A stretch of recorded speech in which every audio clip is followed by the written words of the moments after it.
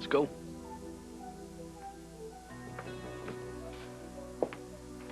Now, this board expects everyone in this hospital to be treated fairly and to be free to do their job in a non-hostile environment. Dr. Devlin, you have been accused of sexually harassing a female member of the hospital staff. I'm being accused by a former intern who was dismissed from this institution for lack of ethics. Look, I feel obliged to tell you that since the publication of the novel General Homicide, which I and several members of this board have read, your reputation has come under close scrutiny. Mr. Baldwin, I have already asked my lawyer to initiate a libel suit against the author. If you or anybody on this board dares to use any of this material, this trash against me in this hearing, you will be facing an individual lawsuit as well. Is that clear? I keep trying to remember any details about that picnic, but I keep coming up blank. That knife, on the other hand, is crystal clear. Okay, what do we know? Well, we know in your book, Dr. Melvin was murdered right after the picnic. I mean, that's a murder. But he was killed with a fountain pen, not a knife. Right. Would you get that? Yeah.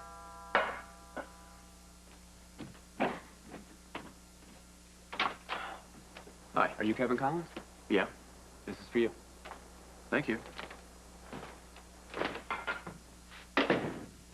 What is it? I don't know.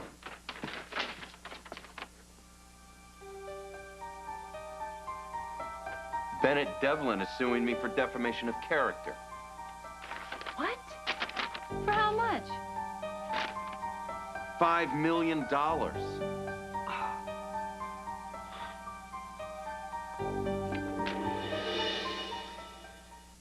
He really does push your buttons, doesn't he? Are you sure Devlin doesn't remind you of somebody from your past?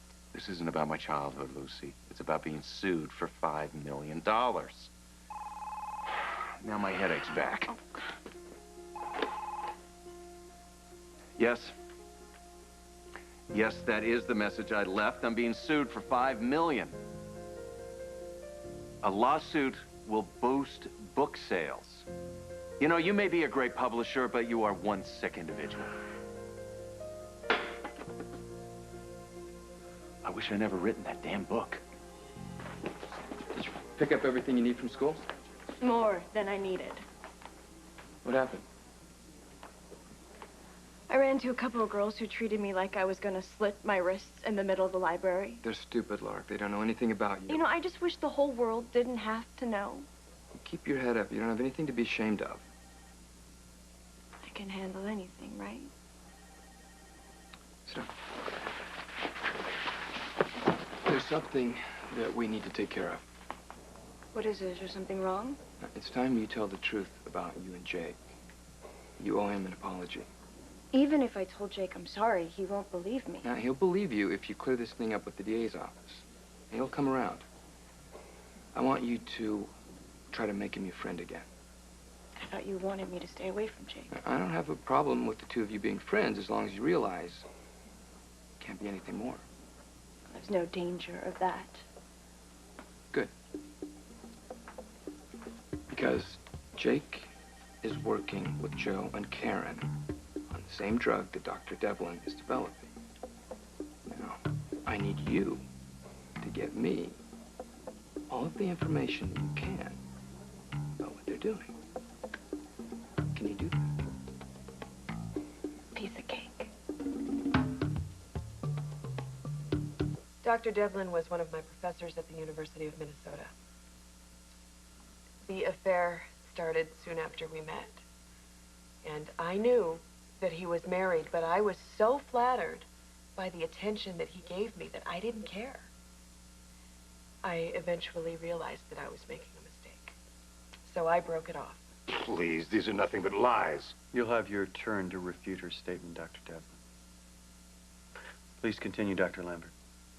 I was hoping that when I moved to Port Charles, I'd be able to start a new life and never see Bennett Devlin again. Well, I was wrong.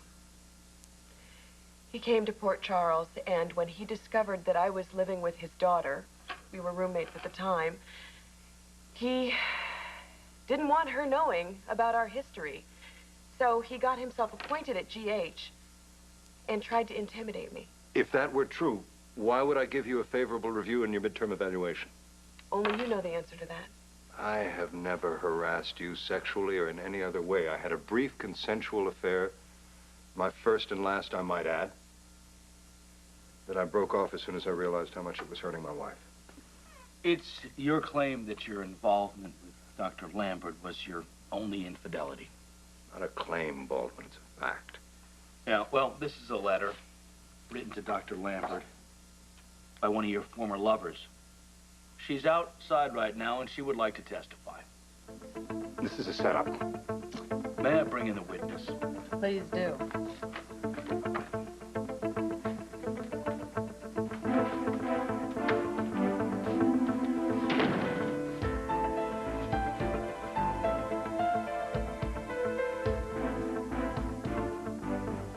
You state your name, please. Allison Schuyler.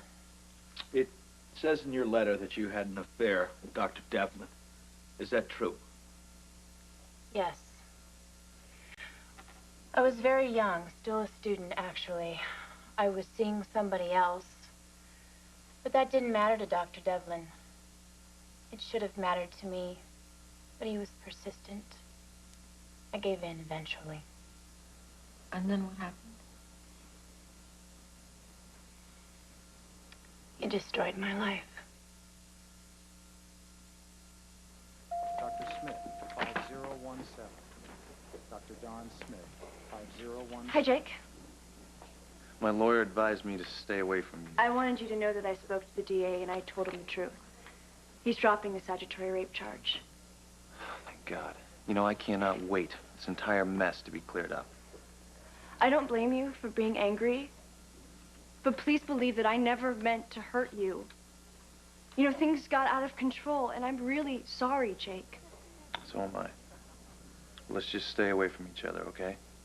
I hope that someday you can forgive me, and we could be friends. Dr. Mullen to orthopedics. Dr. See you around. Christopher Mullen to orthopedics. Dr. Curtis, 5517. Dr. Fritz Curtis, 5517. Dr. Devlin, I just spoke to one of your buddies over at Lance Pharmaceuticals. He said you never mentioned working with a partner. I told you not to interfere. Then I want a written guarantee protecting my interests. You just shut up, you do exactly as I say, or I guarantee you, you get no fame, no fortune, no Quartermain residency. Is that clear?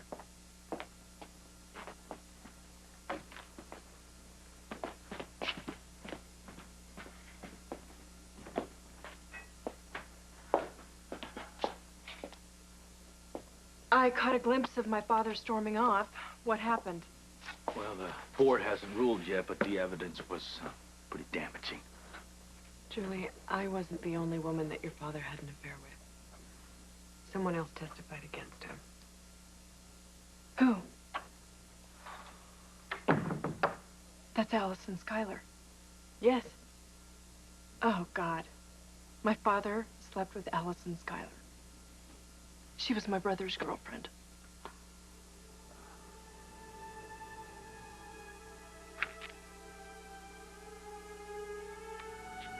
Lucy, could you bring me some more gauze?